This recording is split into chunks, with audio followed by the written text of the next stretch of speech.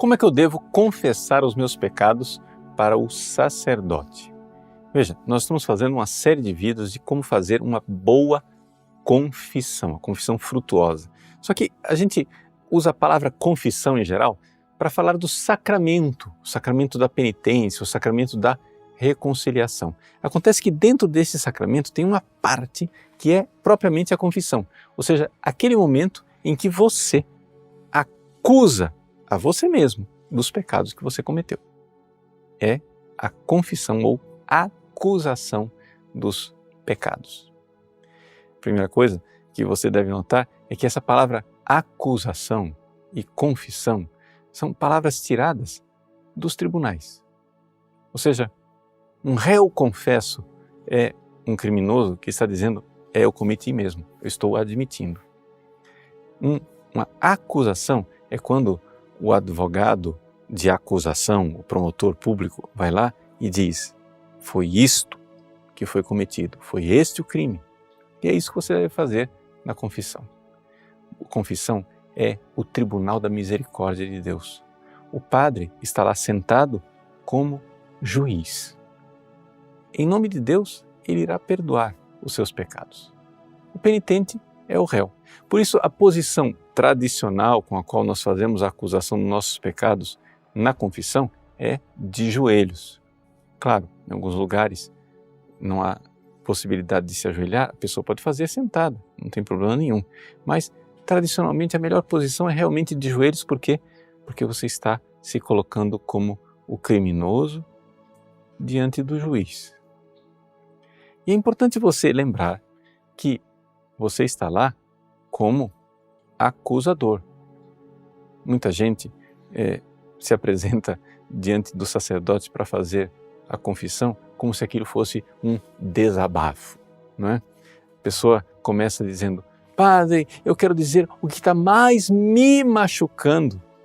E aí vem uma série de emoções, estresse na vida, dificuldades, conflitos. Não, a confissão não é um desabafo.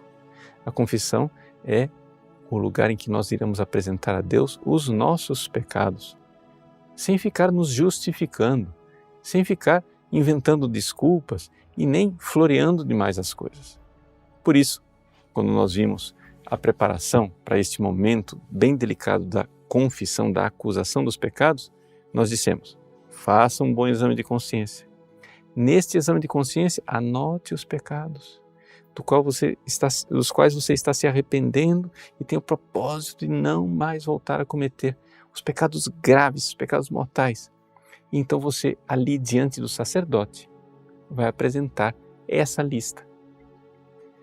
Quando você confessa os pecados, é necessário que você diga qual o pecado cometido, com clareza, não é? Não de forma genérica, mas de forma específica.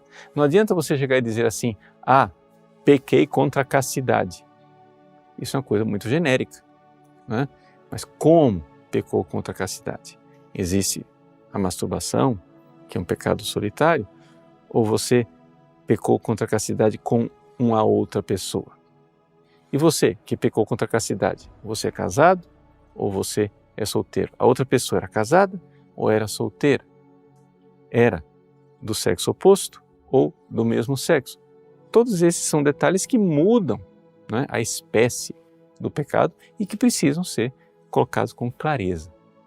Agora, eu estou dando como exemplo aqui uma questão do 6º mandamento, pecado contra a castidade, também para dizer uma coisa bem delicada. Tenha caridade para com o sacerdote. E não fique narrando pecados sexuais.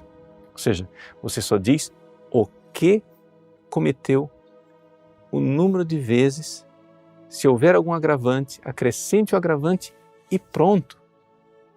Não é necessário contar histórias. Não é necessário entrar em detalhes pecaminosos. Nada disso. Você deve ser cirúrgico naquilo que você está apresentando. E, dentro disso tudo, saber que só é necessário acusar, nada mais. Deus é quem se levanta como nosso advogado de defesa.